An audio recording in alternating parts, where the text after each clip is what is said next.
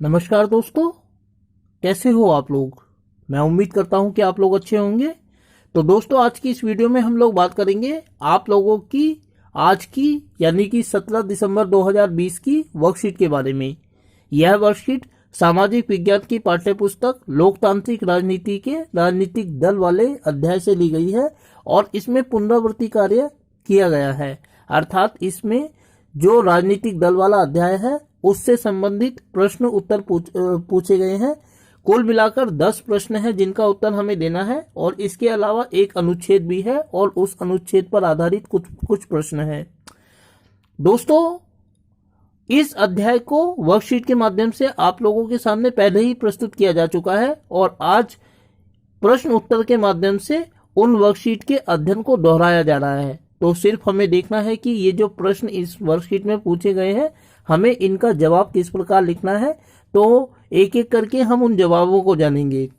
तो क्योंकि इसमें वर्कशीट में इतनी जगह नहीं है कि उन प्रश्न उत्तरों को इनके समक्ष प्रस्तुत किया जा सकता, इसीलिए हस्तलिखित नोट्स के माध्यम से हम उन उत्तरों को देखेंगे और फिर अनुच्छेद का अध्ययन करने के क्रम में हम वापस इस वर्कशीट पर आएंगे। तो चलिए देखते हैं हम इन प्रश्नों को एक एक करके। दोस्तों, पहला सवाल है कि राजनीतिक दलों के कार्य लिखिए और इसके जवाब में हम लिखेंगे कि राजनीतिक दलों का प्रमुख कार्य देश का शासन चलाने के लिए सरकार निर्माण हेतु चुनावों में भाग लेना है और इस कार्य के लिए राजनीतिक दलों द्वारा अपने उम्मीदवार चुनाव में उतारे जाते हैं। तो दोस्तों, जो विभिन्न प्रकार के राजनीतिक दल बनाए जाते हैं, चाहे वे राष्ट्रीय स्तर के हों अथवा राज्य स्तर के, उन तमाम राजनीतिक दलों का कार्य सरकार को चुनने के लिए जो चुनाव कराए जाते हैं उनमें भाग लेना होता है और अगर जब चुन लिए जाते हैं, सरकार का निर्माण करते हैं तो देश का शासन चलाने का कार्य करते हैं। परंतु राजनीतिक दलों का जो प्रमुख कार्य होता है वे यही होता है कि देश की राजनीति में जब चुनाव कराए जाते हैं तो उनमें उन्हें हिस्सा लेना होता है। अगला प्रश्न कि किसी दल को राष्ट्रीय या प्रांतीय मानने का क्या आधार होता है। इसका जवाब हम इस प्रकार लिख सकते हैं कि किसी दल को राष्ट्रीय या प्रांतीय मानने का आधार यह होता है कि उस दल का गठन प्रांतीय स्तर की राजनीति के लिए किया गया है या राष्ट्रीय स्तर की।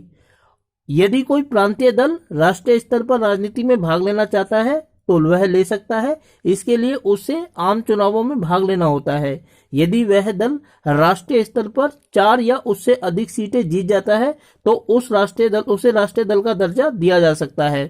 तो दोस्तों, अगर किसी दल को हम राष्ट्रीय माने या क्षेत्रीय माने अथवा प्रांतीय माने तो उसका आधार यह होता है कि उसका जो निर्माण किया गया है, गठन किया गया है, वो राष्ट्रीय स्तर के लिए किया गया है या किसी क्षेत्र विशेष अथवा प्रांत के लिए किया गया है।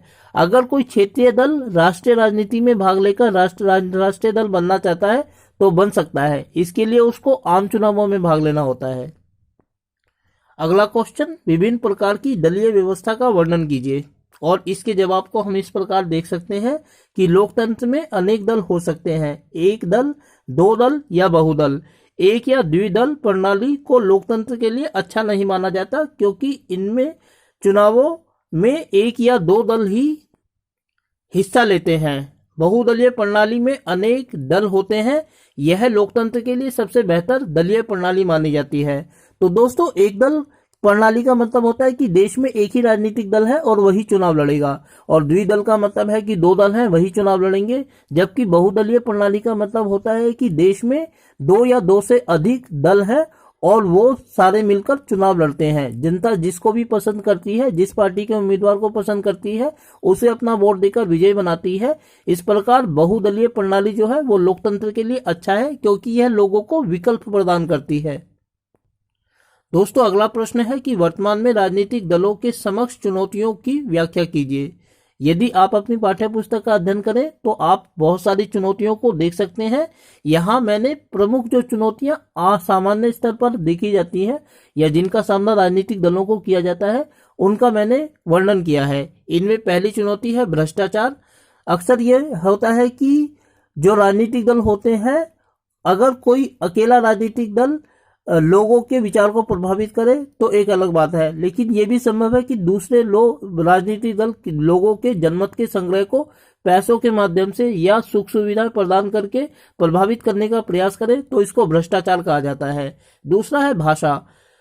सवाल ये होता है कि अगर किसी क्षेत्रीय दल को राष्ट्रीय स्तर पर राजनीति करना हो या किसी राष्ट्रीय दल को किसी क्षेत्र विशेष में राजनीति करनी हो तो उसके माध्यम से भाषा की चुनौती का सामना किसी भी दल को करना पड़ता है। उदाहरण के लिए अगर आम आदमी पार्टी दक्षिण भारत के किसी राज्य में चुनाव लड़ने की कोशिश करे तो उसको भाषा का एक आवश्यक रूप से सामना करना पड़ेगा। तो इस प्रकार भाषा भी राजनीतिक दलों की एक महत्वपूर्ण चुनौती है। तीसरा है क्षेत्रीयता। कई बार यह होता है कि जिन क्षेत्रीय दलों का निर्माण किसी क्षेत्र विशेष के लिए किया जाता है, लोग सिर्फ उसको उसी रूप में देखते हैं। अगर राष्ट्रीय स्तर पर वह राजनीति करने का प्रयास करे तो लोग उसको पसंद नहीं करते, क्योंकि वो किसी उस राजनीतिक दल को किसी क्षेत्र विशेष से जोड़कर ही देखते हैं। और चौथा है अशिक्षा। अक्सर ये होता है कि जो राजनीतिक दल होते हैं वे पैम्फलेट्स के माध्यम से, विभिन्न प्रकार के जनसंचार के माध्यम से अपनी विचारधारा लोगों के सामने रखते हैं, परंतु सवाल यह है कि जो लोग अशिक्षित हैं, पढ़ लिख नहीं सकते, वे इस प्रिंटेड मीडिया के जो परिणाम है पैम्फलेट्स वगैरह उसको कैसे पढ़ेंगे। तो अशिक्षा भी राजनीतिक दलों के सामने एक चुनौती है जिनका सामना विभिन्न राजनीतिक दलों को करना होता है। दोस्तों, सवाल नंबर 5 कि भारतीय राष्ट्रीय कांग्रेस के प्रमुख विचारधारात्मक तत्वों की व्याख्या कीजिए। तो यदि हम कांग्रेस की विचारधारा को देखें तो हम इस प्रकार इस प्रश्न का उत्तर लिख सकते हैं। भारतीय राष्ट्रीय कांग्रेस भारत की सबसे पुरानी राजनीतिक पार्टी है जिसका गठन 1885 में हुआ था। यह अपनी विचारधारा में मध्यम मार्गी है, अर्थात ना तो यह वामपंथी है और ना ही दक्षिणपंथी है, और इस दल ने धर्मनिरपेक्षता, अल्पसंख्यक तथा कमजोर वर्गों के हितों को अपना प्रमुख एजेंडा बनाया है। ये उसकी विचारधारा है कि वह सभी लोगों को लेकर साथ चलती है और उसका जो प्रमुख एजेंडा है वह धर्मनिरपेक्षता और समाज के अल्पसंख्यक और कमजोर वर्ग हैं उनके हितों को अपना मकसद बनाया है। इसीलिए इतने लंबे समय तक यह पार्टी टिकी हुई है, क्योंकि भारत में जो बड़ी संख्या है वो कमजोर वर्गों की है। दोस्तों, सवाल नंबर 6 कि भारतीय जनता पार्टी के प्रमुख विचारधारात्मक तत्वों का वर्णन कीजिए। अगर हम इस पार्टी के विचारधारा को देखें तो 1951 में श्यामा प्रसाद मुखर्जी के द्वारा इसका गठन किया गया था कश्मीर के मुद्दे पर, और प्राचीन भारतीय संस्कृति और मूल्य तथा सांस्कृतिक राष्ट्रवाद या हिंदुत्व राष्ट्र बीजेपी के प्रमुख विचारधारात्मक तत्व माने जाते हैं। अर्थात यह हिंदुस्तान को एक ऐसे राष्ट्र के रूप में देखना चाहती है जो हिंदू धर्म से जुड़ा हो, और बाकी के धर्म के लोग उसको इस हिंदुस्तान में तभी रह सकते हैं जबकि वो इस बात को स्वीकार करें कि हिंदुस्तान एक हिंदुत्व राष्ट्र है। दोस्तों, अगला सवाल है कि गठबंधन सरकार से आप क्या समझते हैं, और भारतीय लोकतंत्र में गठबंधन सरकारों की भूमिका का वर्णन कीजिए। तो इसका जवाब जब हम देंगे तो इस प्रकार दे सकते हैं कि जब 2 या 2 से अधिक दल मिलकर सरकार का गठन करते हैं तो ऐसी सरकार को गठबंधन सरकार कहा जाता है। ऐसी स्थिति तब उत्पन्न होती है जब कोई राजनीतिक दल चुनावों में पूर्ण बहुमत प्राप्त नहीं कर पाता है। तब सबसे अधिक सीटें प्राप्त करने वाला दल अन्य दलों से साझेदारी कर अपनी बहुलता स्थापित करता है। गठबंधन सरकार भारतीय लोकतंत्र का एक महत्वपूर्ण तत्व है और यह विभिन्न राजनीतिक दलों के बीच सहयोग को संभव बनाता है। तो दोस्तों, यदि कोई दल चुनावों में भाग लेता है और उसको सबसे ज्यादा सीटें तो मिल जाती हैं परंतु वह बहुमत प्राप्त नहीं कर पाता है, तब उसे अन्य दलों के साथ सहयोग करने की आवश्यकता पड़ती है ताकि वह बहुमत स्थापित कर सके। इस प्रकार जो सरकार बनती है उसको गठबंधन की सरकार कहा जाता है और यह लोकतंत्र के लिए एक अच्छा तत्व माना जाता है क्योंकि यह सत्ता की साझेदारी के ऊपर निर्भर होता है जिसमें विभिन्न दल मिलकर सरकार का गठन करते हैं। भारत में हम 2004 में अगर सरकार को देखें तो जो एनडीए था और यूपीए था और उन्होंने मिलकर सरकार का गठन किया था। इस प्रकार जो गठबंधन की सरकार है वे लोकतंत्र को नए आयाम प्रदान करती हैं। दोस्तों, अगला सवाल है कि प्रांतीय दल से आप क्या समझते हैं, किसी दल को प्रांतीय दल का दर्जा कब दिया जाता है। इसका जवाब हम इस प्रकार लिखेंगे कि आमतौर पर जिन दलों का चुनाव आयोग द्वारा प्रांतीय दलों के रूप में मान्यता प्रदान की जाती है वे प्रांतीय दल कहलाते हैं। यदि कोई दल प्रांतीय स्तर पर चुनावों में हिस्सा लेता है और 4 या उससे अधिक सीटें जीतने में सफल हो जाता है तब उसे प्रांतीय दल का दर्जा दिया जाता है। तो प्रांतीय दल किसी क्षेत्र विशेष के लिए बनाए जाते हैं और इनको जो मान्यता प्रदान की जाती है वह चुनाव आयोग के द्वारा प्रदान की जाती है और चुनावों में यदि वह 4 या उससे अधिक सीटें जीत जाता है तब उसको आधिकारिक तौर पर चुनाव आयोग के द्वारा प्रांतीय या क्षेत्रीय पार्टी का दर्जा प्रदान कर दिया जाता है। अगला सवाल जो है वो यह है कि भारत में क्षेत्रीय दलों के उभार ने संघवाद तथा लोकतंत्र को मजबूत किया है। क्या आप इस कथन से सहमत हैं? व्याख्या कीजिए। दोस्तों, इस सवाल का हम जवाब इस तरीके से दे सकते हैं कि संघवाद से अभिप्राय ऐसी शासन व्यवस्था से होता है जिसमें एक से अधिक स्तर पर सरकार का गठन होता है, और क्षेत्रीय स्तर पर राजनीतिक दलों के गठन ने इसे सच कर दिया है। और जब जनता स्वयं इन दलों में से खड़े होने वाले लोगों को चुनती है तो यह लोकतंत्र को स्थापित करता है। इस प्रकार दोस्तों, हम इस विचार से सहमत हैं कि क्षेत्रीय दल लोकतंत्र को और साथ ही संघवाद को नए अर्थ प्रदान करती है, क्योंकि संघवाद का मतलब होता है कि एक से अधिक स्तर पर सरकार का गठन है, और क्षेत्रीय दलों का निर्माण किसी क्षेत्र पर सरकार का गठन करने के लिए किया जाता है।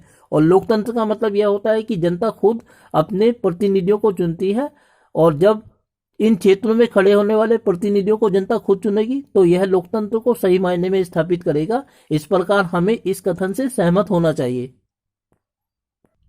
इस वर्कशीट का दोस्तों जो अंतिम सवाल है वह तमिलनाडु की किन्हीं दो प्रांतीय पार्टियों का नाम और चुनाव चिन्ह बताना है।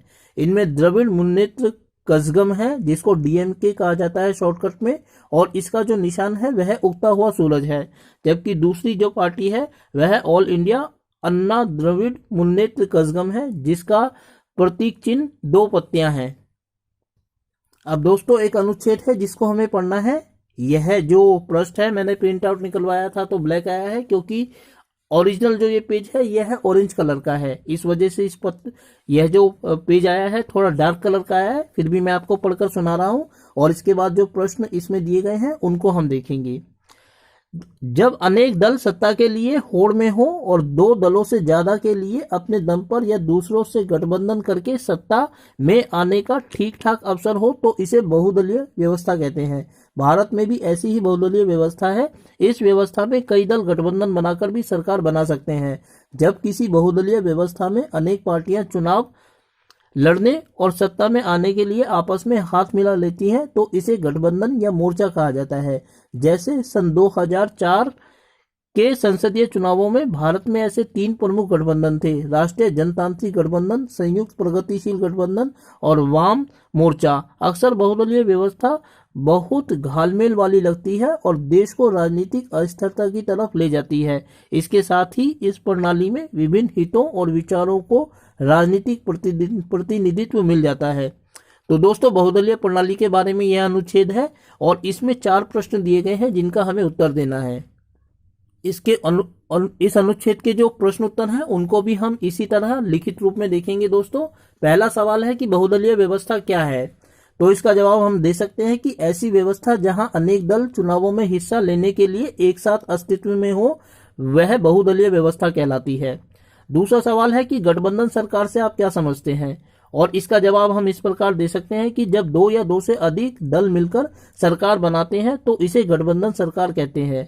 तीसरा सवाल है कि क्या चीन में बहुदलीय व्यवस्था है, तो दोस्तों नहीं, वहां एक दलीय व्यवस्था है और सीपीसी चाइनीज कम्युनिस्ट पार्टी एकमात्र दल है। अगला जो सवाल है वह यह है कि गद्यांश का सार अपने शब्दों में लिखिए, और इसका जवाब हम इस प्रकार लिख सकते हैं कि भारत में बहुदलीय व्यवस्था को अपनाया गया है जो लोकतंत्र को सच्चा अर्थ प्रदान करता है, क्योंकि इससे विकल्प बढ़ते हैं और साथ ही यह सत्ता की साझेदारी को भी संभव बनाता है, क्योंकि अनेक दल मिलकर सरकार बनाते हैं। तो दोस्तों, ये थी आप लोगों की 17 दिसंबर 2020 यानी कि आज की वर्कशीट।